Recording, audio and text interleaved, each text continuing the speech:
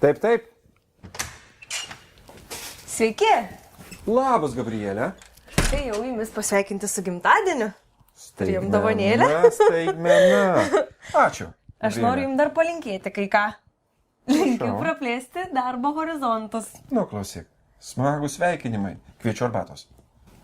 O kiek čia pas jūs visokių žemėlapių? O šitas, kaip pamenu, tai man atrodo LDK. Taip, Gabrielė. Čia Lietuvos didžiosios kunigaikštystės žemėlapis. Ir jisai kabo tam, kad primintų, kokia galinga Lietuva buvo. Ir aš tikiuosi dar bus. O pati moksleivėsi, ko gero. Jo, aš dar esu abiturientė. Dabar esu 12 klasiai, bet dar galvoju, ką čia studijuoti.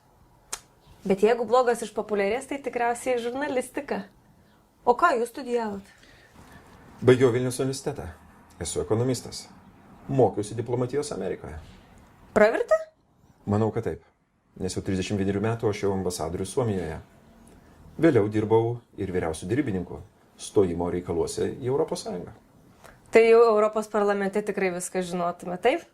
Palieku tai spręsti rinkėjui. Pasitikiu aš juo. Bet pasakysiu atvirai, Gabrielė, tokių keksiukų kepti dar neišmokau. Už Petrą balsuosim, visi balsuosim už Petrą.